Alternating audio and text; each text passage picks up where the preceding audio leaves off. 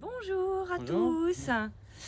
Alors, pour vous mettre un petit peu dans le contexte, lors de la dernière vidéo, on vous a expliqué qu'on était à Orpen Gate, ce qui nous permettait d'être à cheval entre les deux provinces, celle du Limpopo et celle du Mpumalanga. Donc techniquement, on pouvait considérer qu'on était dans le Mpumalanga et du coup, on est descendu tout au sud du parc Kruger à Crocodile Bridge, qui est réputé comme étant une des zones du parc où il y a le plus d'animaux. On est dans la zone où il y a le plus de lions et de léopards de tout le parc, pratiquement Kruger. En plus, on a quelques hippos en ligne de mire normalement. Et effectivement, moi j'ai vécu vraiment des moments complètement extraordinaires.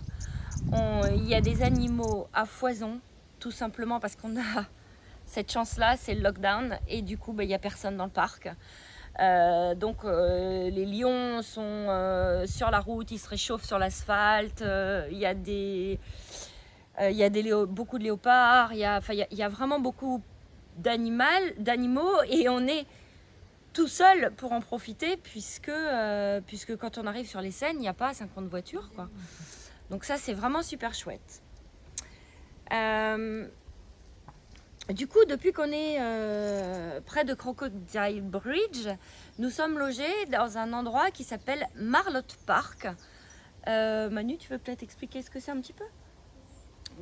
Comme pour les points de chute précédents, on a essayé de contacter un certain nombre de personnes, de camping, de contacts qu'on peut trouver sur internet, sur les réseaux de voyageurs, et il y en a un seul qui nous a fait une proposition parce que c'est plus ou moins illégal de recevoir des gens qui ne soient pas résidents dans la province. Nous, on n'a pas de carte de résident, donc il faut trouver la personne qui accepte de prendre un petit peu de risque pour héberger des touristes inconnus comme ça. Oui, alors il y a aussi que on est les seuls étrangers, bien sûr. C'est le seul camping ouvert, tout simplement parce que sur chaque emplacement, chacun a ses propres toilettes, sa propre salle de bain et sa propre cuisine. Ouais, ça s'apparente à une sorte de location meublée, pour ainsi dire. Alors nous, sauf qu'on a Oscar ou les Land Rover et qu'on dort il n'y a pas d'endroit pour dormir, en tout cas pendant la première chacun doit venir avec son endroit pour dormir, mais pour le reste, les sanitaires, les cuisines sont privées.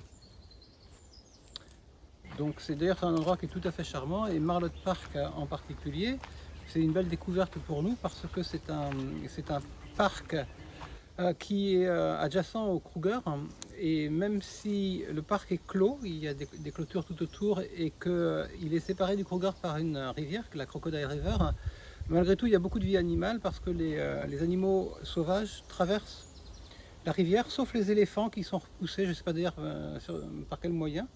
Mais dans Marlotte Park, on peut considérer qu'on est déjà un petit peu dans le Kruger, même si ce n'est pas le Kruger au sens administratif du terme. Et il y a d'ailleurs une forte densité d'animaux à Marlotte Park. Par exemple. Non mais l'endroit est tellement extraordinaire que pour tout vous avouer, on s'est dit qu'on allait acheter une maison là-bas, puisqu'on a rencontré Milena et Paolo.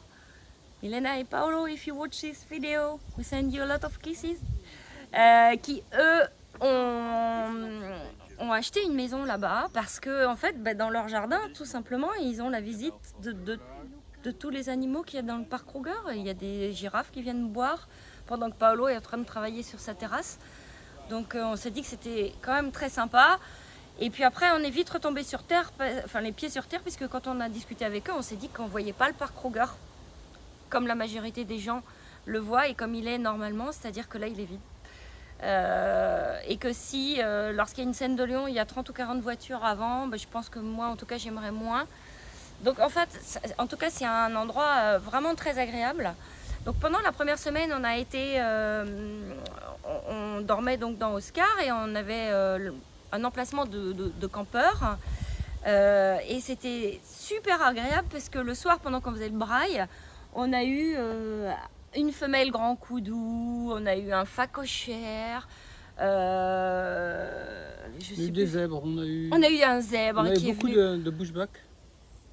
Beaucoup de bushbuck, ouais. Enfin, c'était vraiment super sympa. Ils venaient, ils étaient atterrés par la bouffe, hein, il faut quand même dire ce qu'il y a, mais ils venaient vraiment tout près de nous. Et puis la deuxième semaine, on a été surclassés. On a été dans un endroit où il y a une grande tente de toit. Ah, la tente de toi. Une grande tente. Une tente de luxe en fait. De luxe qui est à l'étage. Mais nous, pour économiser un peu de sous, on dort dans Oscar. Mais on bénéficie de la cuisine et de la salle de bain et des toilettes de cet endroit. Et là, c'est pas la même faune. Alors là, on a eu des dizaines de mangoustes. Mhm. Samedi matin, qui est la seule journée pendant laquelle on s'arrête pour souffler un peu. Il y a un seul groupe de mangoustes, mais il est immense. Il est constitué de peut-être 50 individus. Ah oui, comme elles ça. sont arrivées en masse, en piaillant.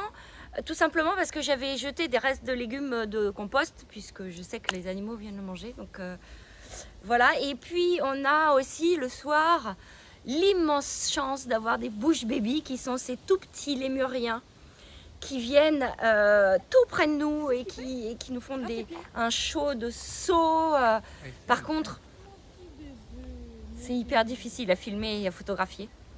Donc voilà. Voilà, parce que c'est nocturne déjà et parce que ça fait des bonds considérables par rapport à la taille. Alors on a essayé de faire quelques plans, mais bon, c'est pas formidable. Donc en tout cas, on enchaîne des journées vraiment extraordinaires, mais fatigantes. Parce qu'on fait 10 heures de voiture, enfin 10 heures dans Oscar assis, puisque dans le parc Auga on ne peut toujours pas sortir. On a un bon dos, ou alors Oscar est vraiment très confortable puisque tout va bien.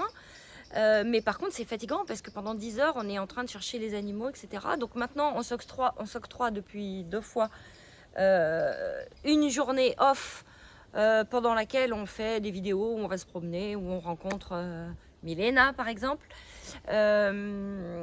Et les journées, elles se déroulent toutes de la même façon. Mais moi je pourrais en avoir 365 comme ça, je crois que je ne me fatiguerai pas.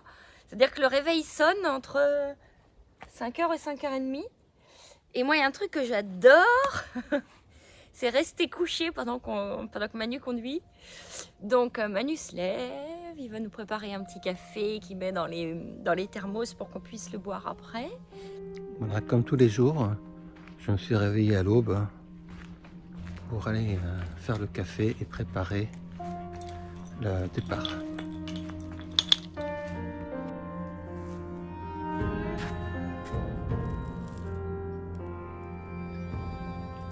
Voilà, tout est encore endormi.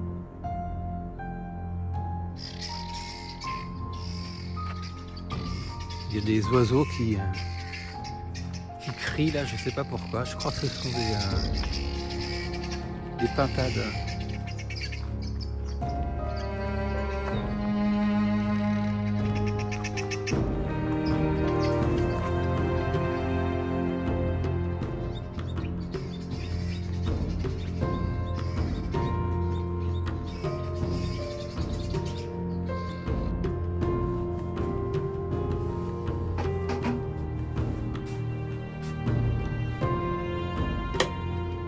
Un peu de café pour Isabelle.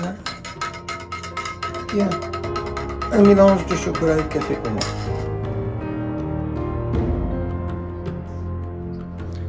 Voilà, le soleil va se lever. On est prêt à partir pour notre safari de la journée.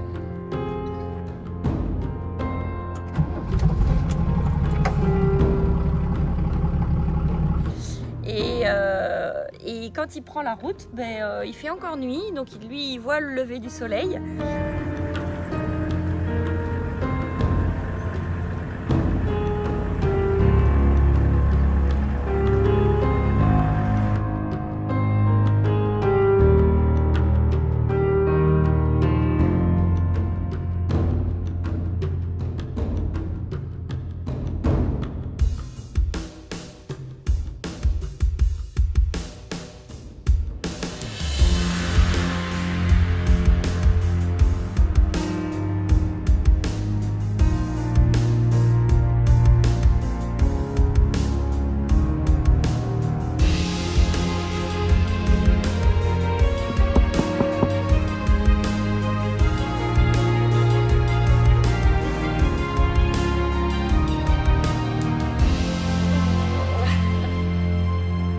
on arrive à 6 heures pile devant la porte d'Orpen Gate, de Crocodile Bridge.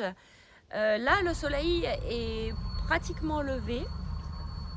Et ben on a tous les jours le même protocole à cause du Covid à respecter, c'est-à-dire qu'ils viennent checker le véhicule, alors plus maintenant puisqu'ils nous connaissent quand même, mais on a ce fameux formulaire à remplir matin et soir.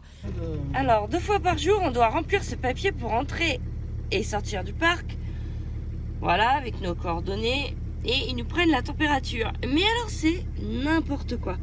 Par exemple, ce matin, on a 34 et 34,2. On est mort. Donc, et après, il faut aller à la guérite. Et elle rentre tout dans son ordinateur. Et donc, qui marche pas très bien. Qui marche pas très bien. Évidemment. Mais ça se fait. Et généralement, il est un tout petit peu plus de 6 heures parce qu'on est dans les premières voitures à passer. Quand on franchit le pont, et là, là on en prend plein les yeux. Alors on commence à connaître ou avoir le sentiment de connaître un petit peu la zone. On peut donner ce conseil aux gens qui chercheraient à définir un itinéraire dans la partie sud du Kruger.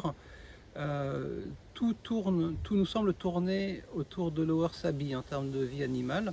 Bien sûr, des animaux, il y en a un petit peu partout, ils sont répartis. Mais les grands cours d'eau permanents sont quand même la base à partir de laquelle les grands troupeaux et donc les prédateurs aussi se dispersent. Et Lower Sabi est très très bien positionné, d'autant plus qu'il est entouré d'une part d'un pont sur lequel on peut voir à partir duquel on peut voir beaucoup d'hippopotames, de crocodiles et d'oiseaux, de martins-pêcheurs en particulier. Et puis il y a un autre plan d'eau qui s'appelle Sunset Dam, qui est à proximité, où là aussi il y a énormément de vie. Donc d'une part localement... Alors là il y a des centaines de crocodiles. Il y a des centaines de crocodiles. Et puis les troupeaux viennent boire à tour de rôle. Ouais. Donc il y a une sorte de balai permanent tout au long de la journée. Nous on est allé, je pense, à peu près à toutes les heures de la journée. Et donc il y a une base d'impala comme souvent, et puis il y a, beaucoup de waterbuck, et à partir de là il y a tous les animaux qui viennent. On a vu peu de prédateurs au point d'eau. Jamais. On a du mal à s'expliquer pourquoi. On ne sait pas pourquoi. Bon ben voilà, on vous emmène avec nous voir, on va faire un petit résumé des dizaines de choses qu'on a vues. Alors, la base... Comment on fait nous? Ben voilà. La base de raisonnement, c'est ce livret passablement déjà abîmé, parce qu'on lit sans arrêt, qui nous permet d'avoir des plans du Kruger. Donc nous, on a pratiquement tous les jours pour objectif d'au moins passer par Lower Sabi, et puis à partir de là, de retourner beaucoup à des points qu'on a beaucoup aimés. Il y en a un qu'on va peut-être pas citer d'ailleurs, qui a eu notre préférence, je pense, parce qu'il est assez peu connu et que nous y sommes passés au moment où l'eau devenait plus rare dans le parc. Le niveau de l'eau, on l'a vu baisser jour après jour. Ah ouais. Les rivières sont sèches maintenant dans le sud. Et donc là, le point d'eau attire des animaux, mais ce qui nous intéressait particulièrement dans celui-là, c'était les éléphants. Alors, vous avez d'abord, on les piste sur la route, on voit les crottes, donc on se dit bon, c'est bon, ils viennent de passer, ça fume encore, on y va. Ouais. Alors bien sûr, vous avez déjà vu beaucoup de vidéos d'éléphants, de clips d'éléphants, on en a fait à d'autres endroits, mais c'est quand même là qu'on a atteint le sommet pour nous, parce qu'on s'est retrouvé plusieurs fois entouré d'éléphants. Là aussi, ça nous était déjà arrivé, mais peut-être pas avec ce sentiment de solitude et d'ampleur. Et donc, c'est quelque chose qu'on a cherché à reproduire en retournant à ce petit point d'eau qui était quand même loin, parce qu'il était, par rapport à notre point de départ, il était à 3 heures de route, pour ainsi dire. Vous voyez, c'est comme si vous preniez la route de Paris pour aller jusqu'à Deauville, même plus en fait. Donc et ça, c'était juste pour nous le tout début de la matinée. Et bien sûr, on s'arrêtait en cours de route. Il y avait toujours cette incertitude des animaux qu'on pouvait voir sur la route. Mais enfin, on essaie de définir des points de chute possibles parce que notre but, c'était souvent de rester plusieurs heures au même endroit. C'est un plan d'ailleurs qu'on n'arrivait pas à mettre à exécution tout le temps parce que souvent sur la route, on voyait des scènes qui nous attiraient tellement. Il y avait tellement de trucs à voir qu'il était trop tard et qu'on n'avait plus le temps d'aller au point. Voilà, il arrivait qu'on puisse pas mettre à exécution le plan de la journée. Parfois, on se laissait aussi un petit peu porter par les événements ou par les scènes qui étaient rapportées sur le site Kruger Sightings qui recense donc les animaux qui sont faciles à voir, les animaux spectaculaires faciles à voir dans le Kruger. Bon, on vous emmène avec nous. Alors, dans le petit livre, on a aussi tous les animaux. Et c'est comme ça qu'on apprend à connaître ce qu'on voit. On y va? Si vous aimez la vidéo, n'oubliez pas de mettre un petit pouce à la fin. Moi, j'aime bien ça. Allez, à la semaine prochaine. Bye bye. On devrait pourtant être habitué, mais on n'arrive pas à s'y faire. C'est hyper impressionnant. On est entouré de 50 éléphants.